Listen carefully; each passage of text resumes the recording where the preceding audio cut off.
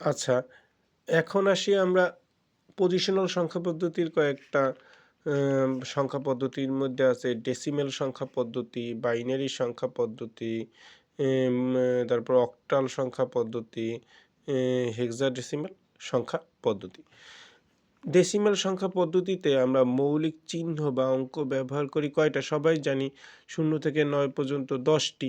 তাহলে কোনো সংখ্যা পদ্ধতিতে যে কয়টা মৌলিক চিহ্ন ব্যবহৃত হয় অন্যান্য সংখ্যাগুলোকে প্রকাশ করার জন্য, তাকে হলো যে ওই সংখ্যার ভিত্তি বলে। যেহেতু এইখানে ডেসিমাল সংখ্যা পদ্ধতিতে 10টা মৌলিক অঙ্ক ব্যবহৃত হইতেছে, তাহলে এই ডেসিমেলের ভিত্তি কত? সংখ্যা পদ্ধতির ভিত্তি বা বেইস হলো কত? 10। বাইনারিতে মৌলিক অঙ্ক হলো যাইয়া 2টা, তাহলে ভিত্তি কত? 2। অক্টালে 8টা, ভিত্তি কত? 8। হেক্সাডেসিমেলে 16টা মৌলিক চিহ্ন, তাহলে ভিত্তি কত? 16। তাহলে এখানে একটা জিনিস খেয়াল করো, ভিত্তি বা বেইস যত, সর্বোচ্চ মৌলিক অঙ্ক হলো যে তার চেয়ে 1 কম। 10 হইলে 9, 2 হইলে অন, 8 হইলে কত? 7, 16 হইলে কত? 15। কারণ কি? কারণ শূন্য কি, আমরা মৌলিক অঙ্কের মধ্যে মৌলিক চিহ্নের মধ্যে শূন্য একটা আছে। এই জন্য কি ভিত্তি যত তার চেয়ে কি 1 কম হলো যাইয়া সর্বোচ্চ মৌলিক অঙ্ক। ঠিক আছে? এর মানে আমরা এই যখন কোনো একটা সংখ্যা লিখব তখন এই 0 থেকে 9 এই চিহ্নগুলো ব্যবহার করে সব সংখ্যা লিখতে হবে। এই বাইনারিতে যখন লিখব তখন 0 থেকে অন, 0 আর অন এই দুইটার সাহায্যেই লিখতে হবে। অক্টালে কত? 0 থেকে 7। হেক্সাডেসিমালে কত? 0 থেকে 15। তবে এখানে খেয়াল করতে হবে, যখন হেক্সাডেসিমালে 10 পাবো, ঠিক আছে, তার বদলে লিখবো এই, 11 পাবো তার বদলে লিখবো বি, 12 পাবো তার বদলে লিখবো সি, 13 পাবো তার বদলে লিখবো ডি, 14 পাবো তার বদলে লিখবো ই, 15 পাবো তার বদলে লিখবো এফ। মূলত 10 মানে এ, এরপর এফ পর্যন্ত তোমরা এটা মনে রাখলেই পারবা। আর একটা কথা, সেটা হলো যে বাইনারিতে যে 0 আর অন, এদেরকে প্রত্যেকটাকে এক একটা বিট বলে। মানে 0 মানে 1 বিট, অন মানে কি 1 বিট। এটা বাইনারি ডিজিটের সংক্ষিপ্ত রূপ, এটা তো তোমরা জানোই। ঠিক আছে? এখন আমরা শিখব রেডিক্স পয়েন্ট, এমএসডি, অথবা এমএসবি, এলএসডি অথবা এলএসবি। রেডিক্স পয়েন্ট কি? পজিশনাল সংখ্যা পদ্ধতিতে কোনো সংখ্যার পূর্ণ অংশ ও ভগ্নাংশকে পৃথক করার জন্য যে চিহ্ন ব্যবহার করা হয়, এটাকে আমরা ডেসিমাল সংখ্যা পদ্ধতিতে দশমিক হিসেবে চিনি। কিন্তু এখন যেহেতু কি অন্যান্য সংখ্যা পদ্ধতিও চলে আসছে, তাই জন্য একে আমরা কমন নাম দিলাম কি? রেডিক্স পয়েন্ট, পূর্ণাংশ ও ভগ্নাংশ পৃথককারী চিহ্ন। তো একটা জিনিস খেয়াল করো, এখানে আমরা কি শুধু 10 ভিত্তিক, 2 ভিত্তিক, 8 ভিত্তিক, 16 ভিত্তিক সংখ্যা পদ্ধতি নিয়ে আলোচনা করতেছি। এর বাইরে কি হতে পারে না? এর বাইরেও হতে পারে, যেমন 3 ভিত্তিক, 4 ভিত্তিক, তারপর ননাল 9 ভিত্তিক, ঠিক আছে, সেপ্টাল 7 ভিত্তিক, এগুলো হতে পারে, কিন্তু মূলত এইগুলো বেশি পরীক্ষা আসে। ঠিক আছে? এখন এমএসডি আর একটা জিনিস, এই যে সংখ্যাটা, এই সংখ্যাটা কোন কোন সংখ্যা পদ্ধতির হইতে পারে? 10 ভিত্তিক ডেসিমেল হইতে পারে, অক্টাল হইতে পারে, তারপর হলে কি হেক্সাডেসিমেল হইতে পারে। কারণ এই যে 5 3 5 2 3, এটা কি এই মৌলিক অঙ্কগুলো এই সংখ্যা পদ্ধতিতে আছে। কিন্তু এটা কিন্তু বাইনারি হইতে পারে না। আর যদি এইটা ধরো যে ডেসিমেল হয়, তাহলে আমরা ওই যে দেখলাম প্রথম এককের অবস্থানে কত, ভিত্তির উপর কত 0, স্থানিক মানটা এখানে কত, ভিত্তির উপর অন, ভিত্তির উপর কত 2, এখানে ভিত্তির উপর 10 টু দি পাওয়ার -1, এখানে কি 10 টু দি পাওয়ার -2। তাহলে এইখান থেকে এইখানে গেলে হবে কত, 10 গুণ। এইখান থেকে এইখানে গেলে হবে কত, 10 গুণ। এইখান থেকে এইখানে গেলে কত হবে, 10 ভাগ। এখান থেকে এইখানে গেলে কত হবে, 10 ভাগ। আবার এইখান থেকে এইখানে গেলে হবে কত, 100। এইখান থেকে যদি এইখানে যাই তাহলে কি 100 গুণ। ঠিক আছে? স্থানিক মানটা। তাহলে এইটাই হবে কি, এইটাই তাহলে হবে কত, অক্টালে 8 two the power 10 two the পাওয়ার হবে না, ভিত্তির উপর পাওয়ার 8 টু দি পাওয়ার 0 স্থানিক মান। এটা হবে কত, 8 two the power 2, 8 two the পাওয়ার কত 3, 8 two the power -1, 8 two the পাওয়ার কত -2। এই হেক্সাডেসিমালে এইখানে হবে কত, 16 to the power 0, 16 to the power 2, 16 to the power কি 3, 16 to the power -1, 16 to the power কি -2 স্থানিক মান। এরপর তো নিজস্ব মান আছেই, ওর ভ্যালু প্রকৃত ভ্যালু তো কি কোনো সংখ্যায় ব্যবহৃত অঙ্কের প্রকৃত ভ্যালু কী পাবো, ওর নিজস্ব ভ্যালু গুণ কি স্থানিক ভ্যালু। এখন তো আমরা বুঝছি, ঠিক আছে, আশা করি তোমরা বুঝছো। এখন এখানে এমএসডি মানে কি, এমএসডি হলো মোস্ট সিগনিফিক্যান্ট ডিজিট, মোস্ট, আর এলএসডি মানে হলো লিস্ট সিগনিফিক্যান্ট ডিজিট, মানে সবচেয়ে ভ্যালু বেশি কোনটার সংখ্যায়, অঙ্কের মধ্যে সবচেয়ে বেশি ভ্যালু কোনটার আর সবচেয়ে কম ভ্যালু কোনটার। এটা কিন্তু আলাদা আলাদা হয়, মানে দশমিকের পর পূর্ণ অংশের জন্য most valuable, most significant digit আর লিস্ট সিগনিফিক্যান্ট ডিজিট একভাবে হয়, আবার কি দশমিকের পরবর্তীতে একভাবে হয়। এখন খেয়াল করো, দশমিকের পূর্বে যে অংশটা আছে সেখানে সবচেয়ে ভ্যালু কার বেশি, দেখো 5, 3, 5, এখান থেকে যদি আমি বলি আমার কাছে 535 টাকা আছে, এখন এই এই 5টার বদলে আমি যদি লিখি 0, তাহলে আমার কাছে থাকবে কত টাকা, 530 টাকা থাকবে, 530, ঠিক আছে। তাহলে বেশি কিন্তু ডিফারেন্স হইতেছে না, 535 ছিল, এখন আছে কত, 530, কিন্তু এই জায়গায় যদি বসাই দিই 0, এই জায়গায় যদি বসাই দিই 0, তাহলে আমার কাছে থাকবে কত, 35 টাকা। তাহলে আমরা বলতে পারি কি এইটা হলো কি মোস্ট সিগনিফিক্যান্ট ডিজিট, আর এইটা হলো কি পূর্ণ অংশের লেস্ট সিগনিফিক্যান্ট ডিজিট, ঠিক আছে। তাহলে পূর্ণ অংশের মোস্ট সিগনিফিক্যান্ট ডিজিট হলো সবচেয়ে বামেরটা, লিস্ট সিগনিফিক্যান্ট ডিজিট মানে সবচেয়ে ভ্যালু কম যার, সবচেয়ে ডানেরটা, ঠিক আছে, এককের ঘরেরটা। দশমিকের পর দেখো এইখান থেকে এখানে ভাগ হইতেছে, আস্তে আস্তে কি 10 দ্বারা ভাগ হইতে থাকবে। তাহলে সবচেয়ে বড় কোনটা, সবচেয়ে বড় হলো এইটা, তাহলে এইটা কি মোস্ট সিগনিফিক্যান্ট ডিজিট, আর এইটা কি সবচেয়ে শেষে যেটা থাকবে দশমিকের পর সেটা হলো কি লিস্ট সিগনিফিক্যান্ট ডিজিট। বুঝতে পারতেছো? এইটা যদি বাইনারিতে হয় তখন ডিজিটের বদলে বাইনারিতে আমরা দেখলাম কি প্রত্যেকটা অঙ্ককে এক একটা বিট বলে, তাহলে সবচেয়ে ভ্যালু যেটার বেশি থাকবে সেটা হলো কি মোস্ট সিগনিফিক্যান্ট বিট, আর কি যেটার ভ্যালু কম থাকবে সেটা হলো লিস্ট সিগনিফিক্যান্ট বিট। বুঝছো, মানে ডিজিটের বদলে বাইনারিতে ব্যবহার করা হয় কি শব্দটা বিট, ঠিক আছে। খেয়াল করো, হেক্সাডেসিমেলে 4 ডিজিটের সর্বোচ্চ সর্বনিম্ন সংখ্যা কত। এখন খেয়াল করো, আমরা আসলে ডেসিমেলে অঙ্কগুলো কীভাবে লিখি, দেখো 1 থেকে 9 পর্যন্ত আমরা কি খুব সহজে লিখতে পারি, 9-এর পরবর্তী 0 থেকে 9 পর্যন্ত খুব সহজে লিখতে পারি। 9-এর পরবর্তী কোনো সংখ্যা লিখতে হলে কি 1 ডিজিটে আর লেখা সম্ভব, তখন আমরা কি 1 ডিজিট আর লিখতে পারি না, তখন 2 ডিজিটে যাই। 2 ডিজিটের সবচেয়ে ছোট 2 ডিজিটে কত হবে, যে অন আর কি 0, এরপর কি অন অন অন 2, এরকম করে 2 ডিজিটে অন 9 পর্যন্ত যাই, ঠিক আছে। অন 9 পর্যন্ত যায়, অন 9 পর্যন্ত যাওয়ার পর এরপর কি এখন পরবর্তীতে এইটা তো আর বাড়ানো যাইতেছে না, তারপর কি করি এইটাকে বাড়াই দিই, এইটাকে কি সর্বনিম্ন করে দিই, তাহলে কি 20 2 অন, এরকম করতে করতে করতে করতে একেবারে কি 2 ডিজিটের সর্বোচ্চ ডেসিমাল সংখ্যা কি 99 পর্যন্ত যায়।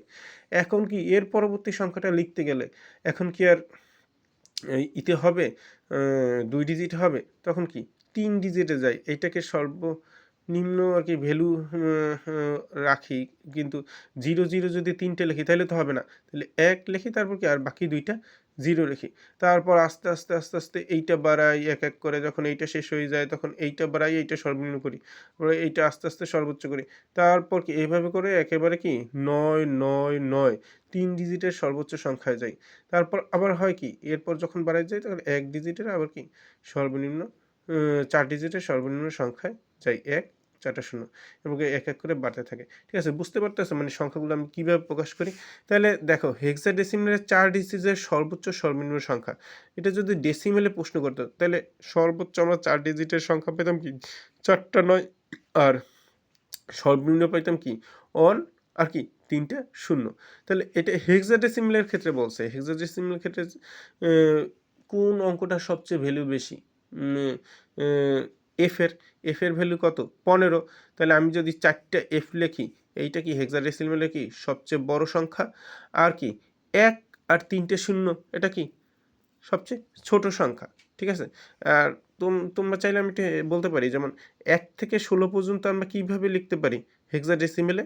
১ থেকে F, কিন্তু যখন আমি ১৭ লিখতে যাব, ১৭ তো ওই হেক্সাডেসিমেলে কোনো কি অঙ্ক নাই। তখন আমরা ১৭ লিখব কি দ্বারা? মানে ডেসিমেলের ১৭, কিন্তু হেক্সাডেসিমেলে সেটা কিভাবে লেখা যাবে? ওই যে অন 0, মানে কি ২ অঙ্কের সবচেয়ে ছোট সংখ্যা। তারপর ১৮ লিখব কি অন ১৯ ডেসিমেলের ১৯ হবে কত হেক্সাডেসিমেলে? ১২। এরকম করতে করতে যাবে কত?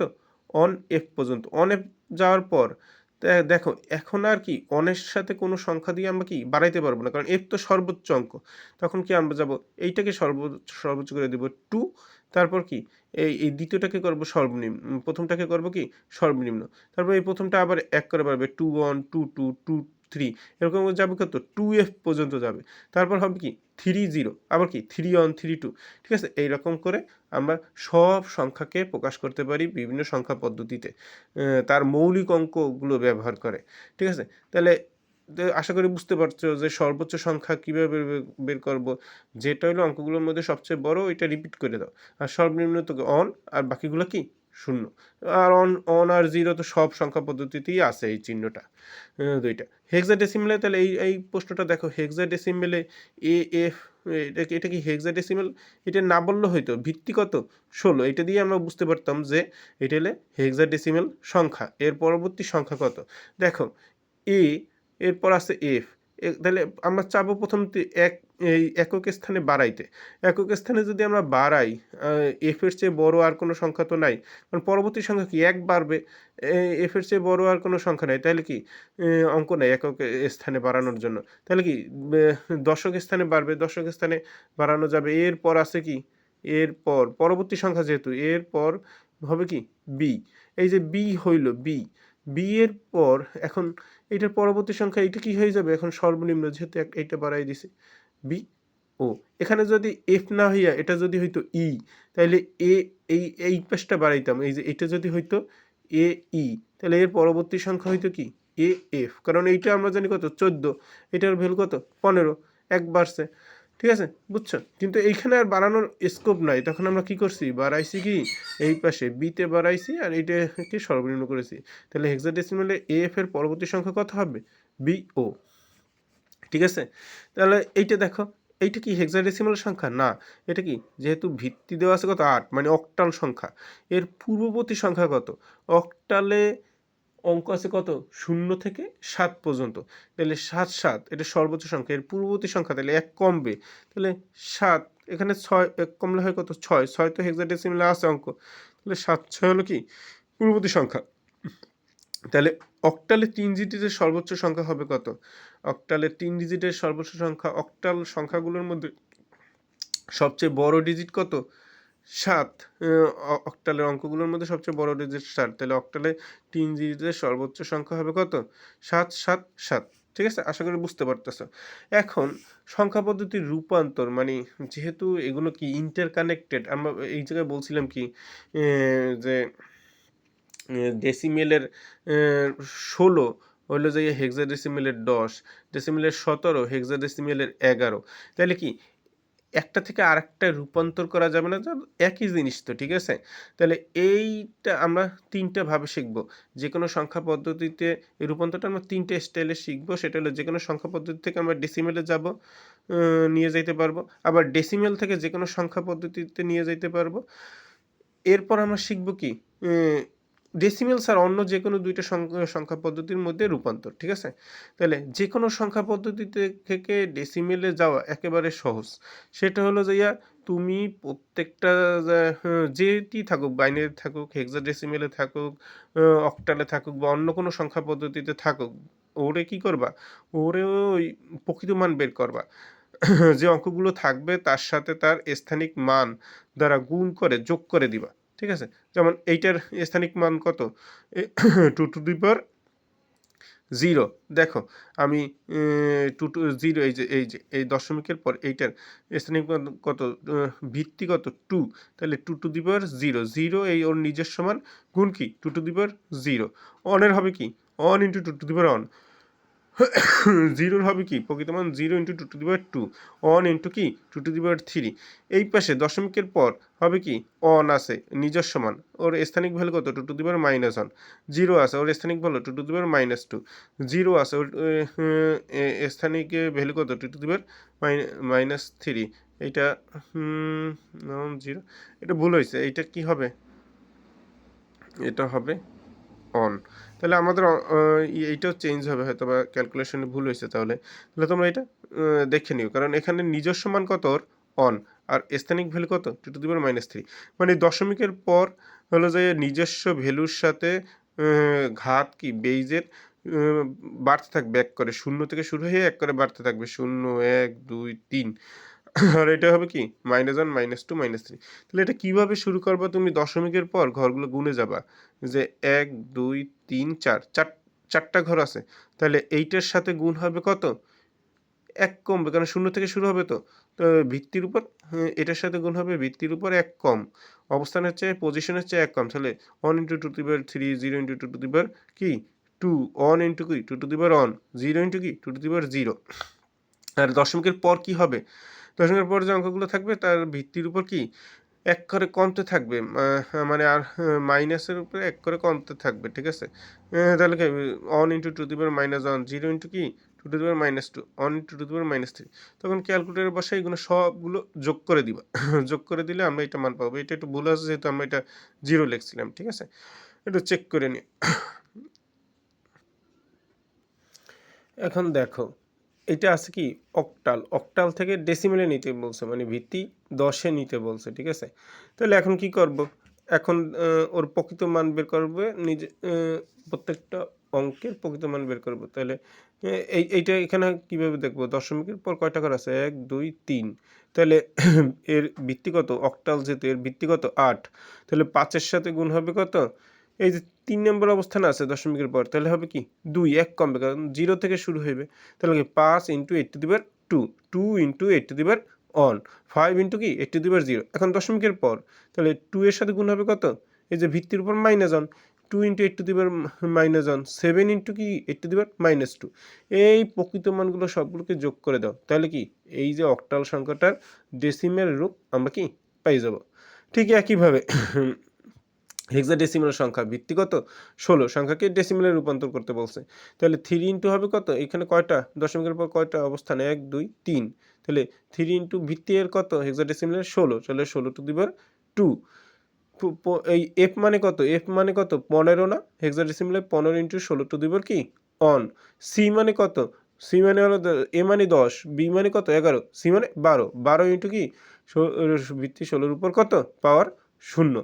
এন 2 এই দশমিকের পর 2 × 16 কি -1, ভিত্তি যত তার উপর কি পাওয়ারগুলো হইতে থাকবে, বি ইন্টু বি মানে কত 11, 11 ইন্টু কি 16⁻², সব যোগ করে দাও, তাহলে কি ডেসিমেলে চলে আসবে, নিজেরা করবে, ঠিক আছে, ডেসিমেলে চলে আসবে, ওখানে ক্যালকুলেটর বসাই দিলে হয়ে যাবে।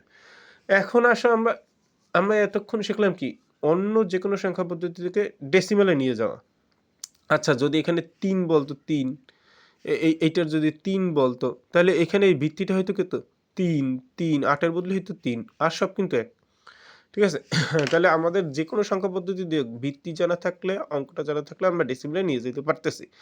এখন আমরা শিখব কি ডেসিমেল থেকে অন্য সংখ্যা পদ্ধতিতে আমরা কিভাবে নিয়ে যাব, ঠিক আছে। ডেসিমেল থেকে অন্য সংখ্যা পদ্ধতিতে নিয়ে যাওয়া, দেখো এই অঙ্কটা কিতে আছে ডেসিমেলে আছে, এই অঙ্কটা কিতে আছে ডেসিমেলে আছে, এরা নিয়ে যেতে পারছে কি দুই ভিত্তিক সংখ্যা পদ্ধতিতে, মানে কি বাইনারিতে নিয়ে যেতে পারতেছে, ভিত্তি 2 মানে কিন্তু বাইনারি। তাহলে আমাদের যে ভিত্তিক সংখ্যা পদ্ধতি রূপান্তর করতে বলছে না, তাহলে এখানে 2টা ধাপে করতে হবে, এই যে ডেসিমাল থেকে অন্য যে কোনো সংখ্যা পদ্ধতি নেওয়ার হলো 2টা ধাপ, একটা হলো পূর্ণ অংশের জন্য একভাবে একটা ধাপ, আর কি ভগ্নাংশের জন্য কি একটা ধাপ। তাহলে আমরা 84 × 625 কে প্রথমে কি এই দুই ভিত্তিক সংখ্যা পদ্ধতি নিই, তাহলে কি করতে হবে, এই যে পূর্ণ অংশকে করতে হবে কি ওই যে ভিত্তিক সংখ্যা পদ্ধতি নিব ওর ভিত্তি দ্বারা কি করতে হবে ভাগ করতে হবে, ভাগ করতে হবে, কিন্তু এই যে পর্যায়ক্রমিক ভাগ করব, এই প্রত্যেক ক্ষেত্রে কি ভাগশেষ সংরক্ষণ করব। দেখো দুই ভিত্তিক সংখ্যা পদ্ধতি নেব, তাহলে এই পূর্ণ অংশ 84-কে 2 দ্বারা ভাগ, তাহলে হয় কত 42, 2 দ্বারা ভাগ করলে কিন্তু মিলে গেছে, তাহলে 8 যায় কত 4, 4 যায় কতবার 2 বার মিলে গেছে কোনো ভাগশেষ নাই মানে কত কি ভাগশেষ শূন্য ঠিক আছে ভাগশেষ সংরক্ষণ করতে হবে আবার 2 দ্বারা ভাগ করো দেখো 4 হয়ে যাবে 2 হয়ে যাবে 1 কোনো ভাগশেষ নাই তাহলে ভাগশেষ নাই মানে কত ভাগশেষ শূন্য আবার 2 দ্বারা ভাগ করো এই যে ভাগফলটাকে আবার 2 দ্বারা ভাগ করো তাহলে 2 অক্ষে 2 এখন এইখানে আর যায় না তাহলে এখানে যায় না মানে কত শূন্য কিন্তু এখানে দেখো এখানে ভাগশেষ রয়ে গেছে এই যে এদের গুণ করলে হয় কত 20 তাহলে 1 ভাগশেষ রয়ে গেছে না এই 1কে আমরা কি সংরক্ষণ করছি দেখো অন এই 21কে 2 দ্বারা ভাগ করলে ভাগফল হয় 10 ভাগশেষ হয় কত অন তারপর এই যে 10কে 2 দ্বারা ভাগ করলে ভাগফল হয় কত 5 ভাগশেষ থাকে না তাহলে ভাগশেষ কত শূন্য এরকম করতে করতে আমরা কি 2 দ্বারা ভাগ করতেছি আবার 2 দ্বারা 5কে ভাগ করলে ভাগফল হয় 2 ভাগশেষ থাকে ভাগশেষ হয় কত 1 2কে 2 দ্বারা ভাগ করলে ভাগফল হয় 1 ভাগশেষ হয় কত শূন্য 1কে 2 দ্বারা ভাগ করলে কোনো যায় না তাহলে ভাগফল কত শূন্য কিন্তু ভাগশেষ কত 1 এরকম করে ভাগ করে যে ভিত্তিটির সংখ্যা নিয়ে যাব ভাগ করে ভাগফলটা লিখতে হবে এবং প্রতি ধাপের ভাগশেষটা সংরক্ষণ করতে হবে ঠিক আছে এটা হলো কি পূর্ণ অংশের ক্ষেত্রে আমাদের যে ডেসিমেল সংখ্যা পদ্ধতিতে দিয়েছিল এর তো ভগ্নাংশও রয়ে গেছে তাহলে ভগ্নাংশের ক্ষেত্রে কি করব উল্টা করব এতক্ষণ করছি কি গুণ এখন করব কি এতক্ষণ করছি ভাগ এখন করব কি গুণ তাহলে 0.625 আমাদের এই যে ভগ্নাংশটা যেটা দেওয়া আছে ওইটা লিখবো 0.625 যে ভগ্নাংশটা দেওয়া আছে এর ভিত্তি কত 2 ভিত্তিক সংখ্যা পদ্ধতিতে প্রকাশ করতে বলছে তাহলে এই ভিত্তিতে হবে গুণ 2 দ্বারা গুণ করলে হয় কত হয় এটার যদি 2 দ্বারা গুণ করি 0.625 রে গুণ করলে হয় 1 1 1 2 5 মানে 1200 কত হয় 1250 হয় 1250 তাহলে 1 কি হবে পূর্ণ অংশ হয়ে গেছে এটা কি এই 2 দ্বারা গুণ করলে কোনো ক্যালকুলেটর করতে পারবে 2 দ্বারা গুণ করলে এক পূর্ণ অংশটাকে আমরা আলাদা রাখবো আর ভগ্নাংশটাকে কি আলাদা রাখবো এরপর আবার যে 2 দ্বারা গুণ করব তখন কি এই পূর্ণ অংশ আর হিসাবে নিব না পূর্ণ অংশ সংরক্ষণ করে রাখছি আমরা জাস্ট পূর্ণ অংশ সংরক্ষণ করে রাখছি এখন 2 দ্বারা গুণ করলে পূর্ণ অংশ বাদে কিন্তু করতেছি ভগ্নাংশটাকে শুধু 2 দ্বারা গুণ করলে আমরা পাই কি 500 এরপর আবার 2 দ্বারা গুণ করলে আমরা পাইতেছি কত কি ক্যালকুলেটর গুণ করলে দেখবো যে পূর্ণ অংশ চলে এসেছে 1 আর ভগ্নাংশ হয়ে গেছে কি 000 যখন এই পর্যায়ে যাবে তখন আমরা কি থেমে যাব ঠিক আছে তোমরা একটা জিনিস খেয়াল করো এইটা ভিত্তি দ্বারা গুণ করে যে পূর্ণ অংশটা পাইছি পরবর্তী যখন আমরা কি ভিত্তি দ্বারা গুণ করছি পূর্ণ অংশ কিন্তু গুণ হয় না সবসময় কি ভগ্নাংশ গুণ হইতেছে আর পূর্ণ অংশ আমরা সংরক্ষণ করে রাখতেছি ঠিক আছে এইভাবে করতে করতে যখন 0 চলে আসবে তখন আর 2 দ্বারা গুণ করে ভগ্নাংশ কোনো লাভ নাই কারণ সব ক্ষেত্রে তখন কি 0ই আসবে তাহলে এখানে আমরা থেমে যাব আর এখন আমরা এই 2 ভিত্তিক সংখ্যা পদ্ধতিতে কত আসবে এই সংখ্যাটা সেটা লিখে ফেলতে পারবো মানে পূর্ণ অংশের জন্য আমরা কি পাই এইখানে দেখো এইখানে মোস্ট সিগনিফিক্যান্ট বিট সেটা হয় কি শেষেরটা থেকে উপরের দিকে মানে মোস্ট সিগনিফিক্যান্ট ডিজিট অন আর লিস্ট সিগনিফিক্যান্ট ডিজিট হলো যে প্রথমটা একেবারে ঠিক আছে আর ভগ্নাংশের ক্ষেত্রে মোস্ট সিগনিফিক্যান্ট যে ডিজিট পাই প্রথম যে পূর্ণ অংশটা এটা 0 হইতে পারে এটা অন হইতে পারে ঠিক আছে আর লিস্ট সিগনিফিক্যান্ট ডিজিট আমরা পাই কত এখানে শেষেরটা তাহলে আমরা এইখান থেকে এই সংখ্যাটার বাইনারি রূপ লিখতে পারি কত অন 0 দেখো অন এটার সাথে এটা মিলাও অন 0 অন 0 অন 0 ঠিক আছে আবার এখানে হবে কত অন 0 অন উপর থেকে নিচে আসবে এখানে অন 0 অন আর একটা জিনিস খেয়াল করো যদি আমরা যে ভিত্তিটা প্রকাশ করতে চাই তাহলে এটা যদি 8 ভিত্তিক হইতো তাহলে 8 দ্বারা কি করতাম ভাগ করতাম 8 দ্বারা ভাগ করলে কি হইতো ভাগশেষটা হইতো কি 0 থেকে 7-এর মধ্যেই তো হইতো আবার 8 দ্বারা যদি গুণ করতাম তাহলে পূর্ণ অংশ হলে যাইয়া 0 থেকে 7-এর মধ্যেই হইতো এর বাইরে হইতো না ঠিক আছে এই জন্য দেখা যায় যে আমরা যে সংখ্যা পদ্ধতি লিখব যে সেটা কি হয় অঙ্কগুলো কি 0 থেকে 7-এর মধ্যে হইতো অক্টালের ক্ষেত্রে বুঝতে পারতেছ কিছুটা ক্লিয়ার হয়েছে আর এই যে এইটাকে কেন ভাগ করলাম দেখো, যখন অন্য সংখ্যা পদ্ধতি থেকে ডেসিমাল নিছি, পূর্ণ অংশে করছিলাম কি ভিত্তি দ্বারা গুণ, এখানে করছি কি পূর্ণ অংশে ভাগ। আর এখানে দেখো ভগ্নাংশে করছিলাম আগেরবার কি, ভগ্নাংশের জন্য করছিলাম কি ভাগ, এখানে করতেছি কি গুণ। ঠিক আছে, আশা করি বুঝতে পারতেছো। তারপর দেখো এখন তুমি বলবো যে স্যার আমাদের কি সবসময় শূন্য শূন্য আসবে গুণ করে? না, সবসময় আসবে না। দেখো এখানে যদি থাকতো 35 ভগ্নাংশ যদি হয়তো 35.35 2 দ্বারা গুণ করলে হয়তো কত 0.70, তাহলে পূর্ণাংশ কত 0 কত 70, একে আবার 2 দ্বারা গুণ করলে হয়তো কত 140, তাহলে এক পূর্ণাংশ চলে যাইতো, আর ভগ্নাংশ কত থাকতো 40, একে যদি ক্যালকুলেটর আবার 2 দ্বারা গুণ করা হবে 80, এর পূর্ণাংশ কত 0, একে যদি আবার 2 দ্বারা গুণ করে ভগ্নাংশ লেখা হবে 160, এক পূর্ণাংশ চলে যাবে 60 কি 0.60 কি থেকে যাবে কি ভগ্নাংশ আকারে, একে আবার যদি গুণ করে, তাহলে আমরা দেখতেছি কি যে এই যে 0 হওয়ার কোনো নাম নাই। তাহলে 3টা 4টা যাওয়ার পর মানে যতদূর পারো যাওয়ার পর কি তুমি অফ করে দিবা, অফ করে দিলে তাহলে তোমরা ইজিলি কি পারবা থামাই দিতে পারবা। যে এটা যে প্রায় লিখি না আমরা, দশমিকের পর অসীম পর্যন্ত চলতে থাকে, ওদের আসন্ন মান লিখে দিই না ওই রকম, যে 3টে 4টে ডিজিট যাওয়ার পর তুমি থামিয়ে দেবে, কারণ এটা কখনোই ওই 0 হবে না, বা হইলেও অনেক দেরি হবে, এত তো আর করা যাবে না, একটা পর্যায়ে যে থামাই দেবে। ঠিক আছে, এখন দেখো এই যে এই 10 ভিত্তিক সংখ্যার ডেসিমেলকে আমরা নিয়ে যাব অক্টালে রূপান্তর করব। অক্টালের ভিত্তি কত? অক্টাল সংখ্যায় রূপান্তর করে অক্টালের ভিত্তি 8। তাহলে আমরা বলছি পূর্ণ অংশের জন্য ভিত্তি দ্বারা ভাগ, তারপর ভাগশেষ সংরক্ষণ করব। তাহলে পূর্ণ অংশের জন্য ভিত্তি দ্বারা ভাগ করব, ভাগশেষ সংরক্ষণ করব। 8 এর 26 দ্বারা ভাগ করলে কত 3 এটা কত 24, তাহলে ভাগফল কত 3, আর ভাগশেষ কত ভাগশেষ 24 হলে এই যে 8 আর 3 গুণ করলে হয় 24, তাহলে ভাগশেষ কত হবে ভাগশেষ হলো 2। আবার 3কে 8 দ্বারা ভাগ করলে যায় না, তাহলে ভাগফল কত 0, ভাগশেষ কত ভাগশেষ হলো যে কি এই দুইটা গুণ এটা দিয়ে কি বিয়োগ, তাহলে 3 মাইনাস কত 0, ভাগশেষ কত 3। ঠিক আছে, তাহলে এমএসডি কত এমএসডি হলো নিচ থেকে যেহেতু পূর্ণাংশ কত, তাহলে 3,2 পূর্ণাংশের জন্য পেয়ে গেছি। এখন হলো ভগ্নাংশ 0.625, একে কি ভিত্তি দ্বারা গুণ, ভিত্তি দ্বারা গুণ করলে আমরা দেখলাম যে মিলে গেছে, আর দ্বারা গুণ করলে পূর্ণাংশ 5, ভগ্নাংশ 0, ভগ্নাংশ 0 হলে তো এখানেই থামবো, যদি 0 না হয় তো আরও 2-1টা ঘর যাইতাম। ঠিক আছে, যে 0-র দিকে যায় কিনা দেখার জন্য, তাহলে একটা দশমিক দিয়ে আমরা কি পেয়ে গেছি, এটা হলো কি এই দশমিক সংখ্যাটার অক্টাল রূপ হলো এইটা। মানে এইটাকে হেক্সাডেসিমেলে রূপান্তর করা মানে 16 ভিত্তিক সংখ্যায় রূপান্তর করা। তখন আমরা কি ভাগ করবো কি 16 দ্বারা, 26কে 16 দ্বারা ভাগ করলে যায় কয়বার একবার লিখছো, তাহলে ভাগশেষ হবে কত 26 মাইনাস 16 ইন্টু 1 কত হয় দেখো 10 হয় 10। এই হেক্সাডেসিমেলে 10 মানে কত 10 মানে হলো কি এ। আবার 1কে 16 দ্বারা ভাগ করলে হয় যায় না 0, ভাগশেষ কত হয় ভাগশেষ 1 মাইনাস 16 ইন্টু 0 কত হয় অন।